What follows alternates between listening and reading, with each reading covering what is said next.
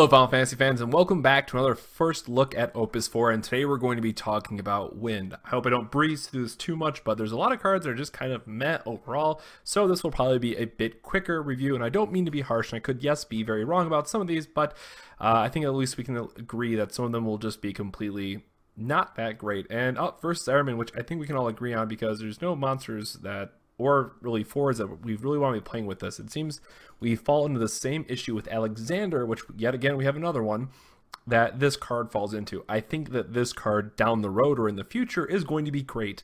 Right now, I don't expect it to see a lot of play, if any, unless you're in Wind and just somehow need the spots and you want to treat it as you're someone that has a little bit of versatility to it, and it costs 1 instead of 5. Sure, there's some effects that way, but ultimately this card's going to get passed for me. The entire Senna trilogy, in this one, if you will, from Final Fantasy XIV, I'm just going to give them a hard pass right away. I think it's awesome that they have this, like we saw from Final Fantasy X, and now I'm going to blank on her name, the boss and the minions, the trio that they had that go together, and we have the same thing that's here now, but again, it's too slow, doesn't really work, they're unique, so it's really awkward to have that much deck space dedicated to them. So yes, you get to search for a card at your hand, so it costs only 2.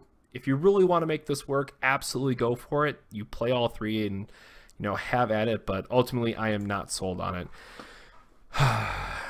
Can we just make a good Alexander summon? Now, I think the other one's great for, I guess, what it's worth, but both the more expensive ones that say, basically kill a 5-drop or more, has been a little sad, to say the least. So, yay, can kill like Rubicante on up, the 4-drop 9K version, obviously. And I love that it's an EX burst, but past that, it's really not great. I mean, you might look at it like, oh, but it can also kill 2-drop Knight when it gets too big and out of hand. So sure, it has that versatility to it, but Wind really got the short end of the stick when it comes to some of the summons, and I want to see more Alexander cards that I'd be more inclined to play. This is another one of those cards that it might be, 1 or 2 of you just have in your deck. If you're playing Mono Wind, sure, you might have this, rely on this a bit more, but ultimately it's just going to get a pass for me from now. Then we have Little Alexander, which I am way more excited for because guess what? It can break a monster, and that is extremely relevant in this meta. So it has an EX burst, you get 2 options. Break a monster, or choose one of your backups you control and activate it, draw a card. So I love this card. This is absolutely where I want to be. It feels a little odd that it's an Alexander when all the other ones have been very focused in one direction, and now this says, let's go the complete opposite way. But it is very much welcomed in that regard. 2-drop, it's all around just amazing card, and it's a common, which also really bothers me. I wish they would have flipped the rarity. I guess that's just kind of another side note there. But I think with some of the monsters that we're going to be playing, and that every single deck is going to be playing, I shouldn't say every single, I think most decks will at least have, 1 monster in them, and then at worst you can activate it back up and draw a card. So maybe you just need extra activations of whatever it is, and it replaces itself, so it's probably going to be fine. I think this card is extremely playable. It's just going to come down to what summons do you want to run. If you're playing Mono Wind, obviously I snap jam 3 of these depending on your local meta and the monsters, but I think from what I've seen very early on, this card is very, very playable. Then we have Ezel. When your opponent casts a summon, activate all the forwards you control. I want this to be good. I'm just not sure, how good it is. I guess the thing to note here is gets around Zalera, yay! So we have that aspect of it, but it just questions how good is it really going to be. 2-drop 5K, so we have other abilities for it, but that's probably about the best case I have for it. So let me know if you guys think that there's something else that I'm missing. But an interesting card that I think we'll see play maybe Mono Win, but not outside of that. Now, I do want to take a note and say that I absolutely love this Onion Knight. 4-drop 7K, which I know might be a little bit, unexciting. Yes, it can be a 4-drop 8K thanks to Maria. When it enters the field or attacks, so important to note, choose a 4 deal at 3,000 damage. So it puts us in the position where if we have maybe black mages that break a damage forward, we have Angel that when he deals damage to your opponent, break another thing. Like there's a lot of different things in the Wind Lightning deck, and yes, because of his Onion Knight effect that lets you get 1 back from your break zone to hand, so you obviously pitch the Lightning one. So this forces you very much in the Wind Lightning package. I get that. But I think this card is just completely over the top insane for that combination. It literally is everything that combo wanted on a card. Again, the only downside being that you are playing Wind, Lightning, or this card just not seeing play. So how good that is, we will yet to see. I think it's, again, I personally believe that's absolutely insane in that deck. Again, I didn't play that deck at all in the Opus 3 meta, to be fair. I did play it in Opus 2 and loved it for that. So I'm really excited to see what we can get out of this card and see if it can really go the distance. The other card, the Kane-sama, which we have in the other effects as well. If I remember correctly, it's the Alexander on a body kind of effect that it just, I don't like it. It's nice, you can activate all the backups you play for free, so you know it's another kind of this Bart's kind of effect, but it's only backups, so then you could play it in multi-element decks and then activate all those instead of just Wind. I think it's way too much work for what it's worth. I think it's really cool to have all three of them foil and have them nice, you know, in your binder looking all pretty, but outside of that, I am not a fan. 2-drop Archer enters the field, deal 1,000 damage to all forwards your opponent controls, and then you have the chance to break it as well to deal 2,000 damage as well. So obviously you can't do those in the same turn, but it does allow you to have that either trade up damage. Maybe you want to combo with Barbarisha to just be a mono Wind colored board wipe, which we have some, you know, we had Dancer previously, now you're just doing Archer instead. But this one does allow you to have that 2,000 hull instead, so you can do like Pain, you can do some of your other like 7 and 6 cost guys that can hopefully then trade up to some of their more expensive, you know, forwards, and that's really what Wind is trying to play at. I definitely don't think Wind has any trouble with having 2-drop backups right now, so is this going to see play? I really doubt it unless it's in, again, those very pointed decks that either want that ping damage. Maybe we can see something like Fire Wind that can abuse that as well, or again the Barbarisha deck, which I had commented on, but outside of that, I think your backup line is just too cramped to really get too much out of that card. Then we have Kobold Droid Yin, which is basically baby Zidane, if you will. Pay a win, becomes a 3,000 power, can't be blocked by, cost 3 or more. Can only use this ability once per turn, sure. So this is an interesting one. It gets around things like Shantoto and Cloud of Darkness, and that's kind of just a general comment we've made towards monsters. And this is one I'm a bit more excited to kind of play with, because you can just leave it there. If they have Cyclops or something, you know, you swing out, you leave this as your last attacker, activate it when you need to, and then you don't have to worry about some of those EX bursts, and it's a guaranteed, using that very loosely here, of course, damage that is not affected by those, you know, summons or, you know, Cloud Darkness, Shantoto, what have you. So this is absolutely a card I could see being a 1 of 2 of in decks that are playing Wind, just because it is a threat that they have to care about and is going to sit on the board. Now, it is a little bit, you know, the possible downside that you can comment on is that it sits out there so they know that it's coming, where maybe you have to play something that can win Lightning again, where you can give it haste and then surprise them that way.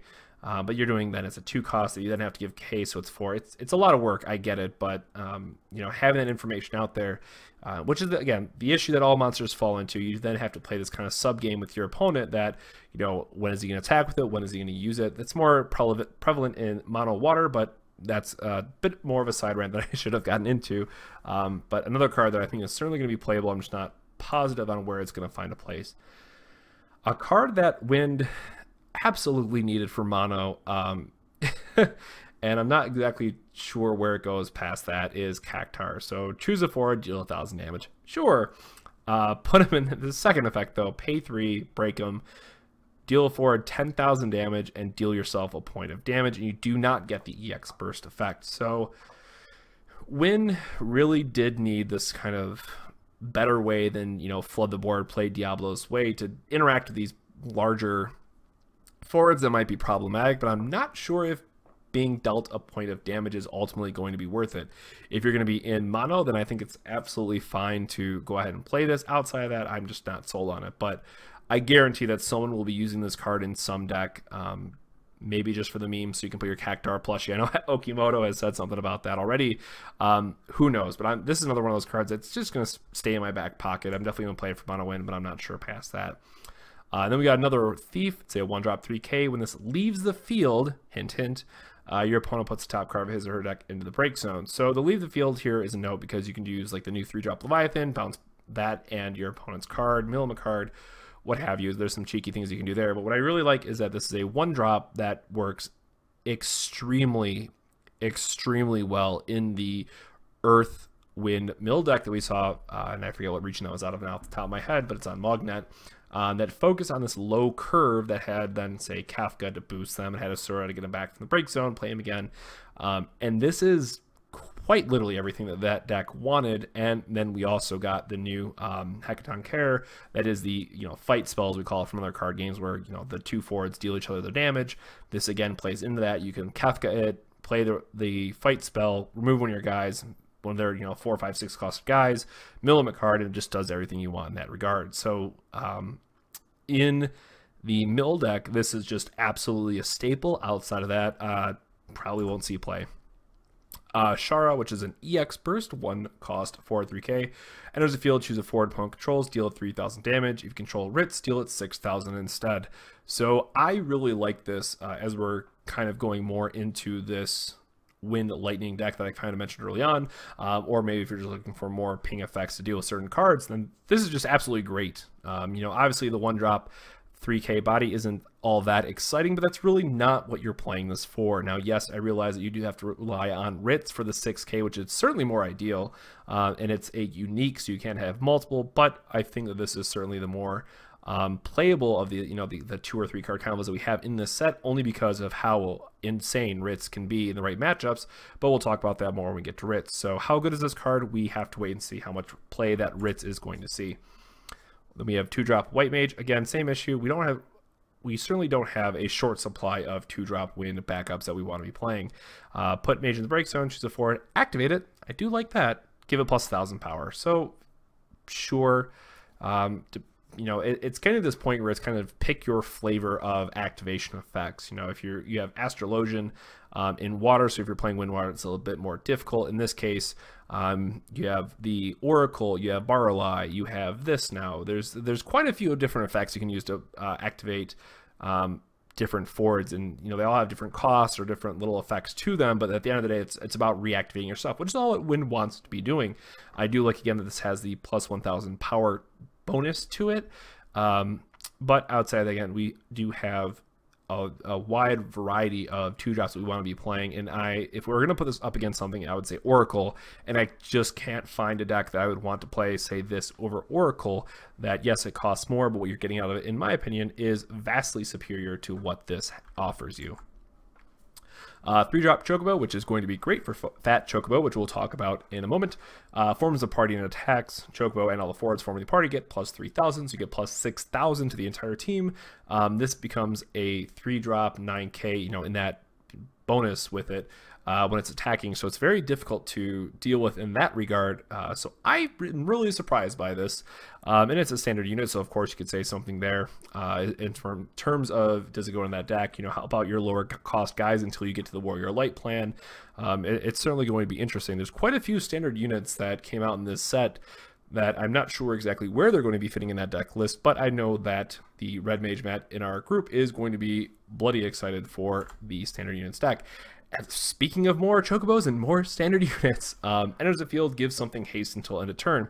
So the downside of the trap, if you will, to fall into is that you can play these forwards before combat to give a boost to something else. So this, you probably don't care that much if your opponent hits, say, an Odin and kills it, or some EX burst effect that kills a Chocobo, because then your other guy's living. That's probably not the trade they're going to be making.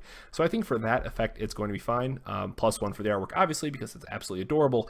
And again, standard units, this Chocobo themed deck that you can be playing into. And with Fat Chocobo, you can make it a 3-drop 8k. Maria makes it a 9k, which is suddenly very strong and something you have to worry about. So I am personally a very big fan of Fat Chocobo. So we'll just get right into them. Now, I know a lot of people were upset that this was the legendary, and I'm still going to say that I wish it was a hero and we would have got something else for the legendary, but, Wind for this set really got focused. Okay, this is going in the Chocobo deck, or the Chocobo, or the deck that has Chocobo support in it, and then you have the Onion Knight card that's saying, this is going in Wind Lightning, and literally that's it. And, maybe both of these will kind of get expanded on as we go into future Opus sets, and that's perfectly fine, but right now it's certainly limited. Again, just another cute card that I can't wait to get foil of. But basically, just search your deck for a Job Chocobo or card name Chocobo of cost 3 or less and play it on the field. So no, it does not get the Ice Chocobo. Sorry, Ice Mecha Chocobo. The reason it says Mecha, that's why you don't get it, that a lot of people have been asking about. So I'll just clear that up now. And then it has the tap, choose a buff a Chocobo by 2,000 until end of turn. So a lot of them have this effect, and I've talked about this card a little bit in one of our other videos, so I won't get into it too much here, but it does offer up something where you can get that surprise, the 3-drop Opus 1 Chocobo that has haste. And wind, especially if you're playing mono wind, that's just not something your opponent is going to either expect or anticipate in any regard. So if they maybe swing out knowing that you they can't hit me for that last point of damage, this is just a great basically 2-card combo. You play one fat Chocobo and one of the other Chocobo, for example, if you just want to put them in there just because, yes, drawing them out of order can be a little bit painful, but what have you. So you might want to do a 2-1, but it does give you that option to have it, put it right onto the field, swing for the last point of damage, and really surprise your opponent. Now, I do like how this pairs up very nicely with some of the other Chocobos, again, that we just had seen previously. So it's very curious to me to see where this will end up in the wind decks. Now, again, mono wind, sure, absolutely, I think it's going to be fine in there in that deck.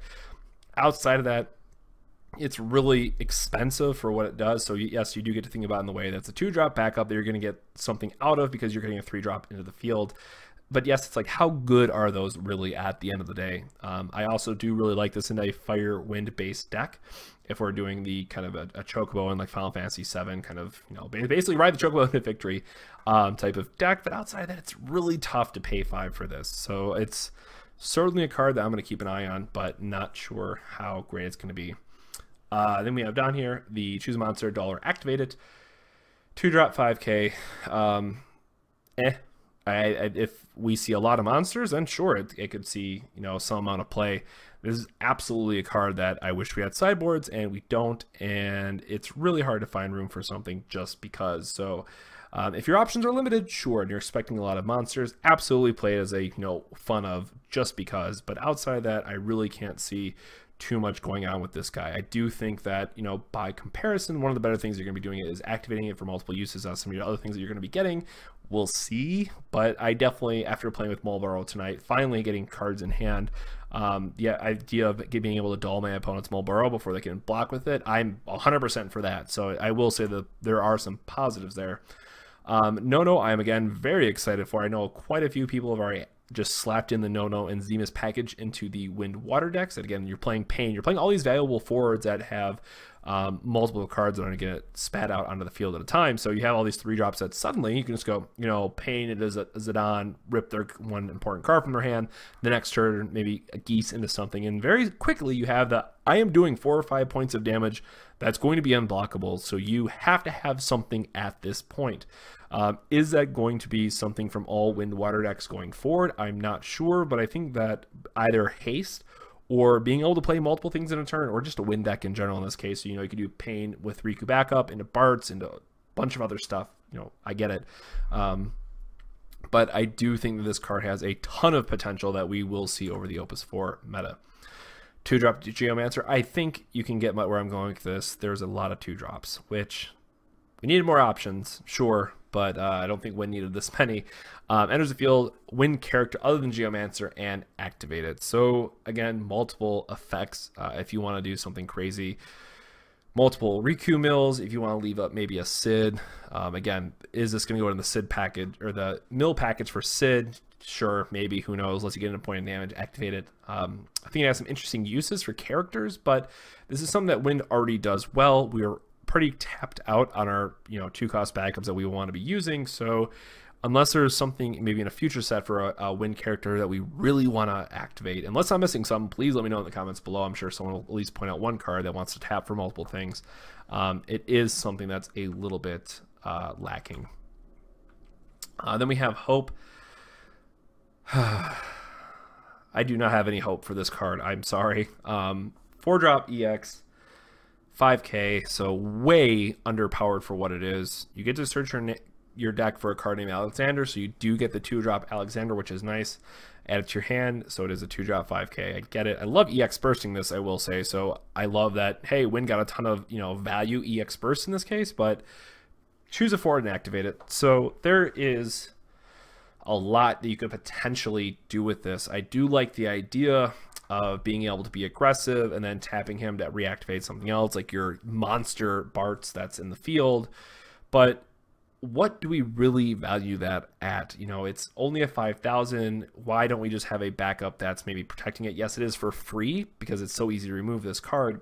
So it's going to be interesting if we can find a series of cards that we want to be playing this, and we have to draw out premium removal from our opponent to get rid of this card. Now, what is that going to look like? I have no idea whatsoever. So if you guys got to this point, if you have a deck with Hope and you would like me to feature it on the Sage Suggestion series, or if you just want me to throw it up on our Facebook page, absolutely ship some lists. I'll be more than happy to, you know, broadcast someone's creation out there, because this is a card where I definitely see potential and I want it to be there, but it's just, I'm sure I'm missing something at this point.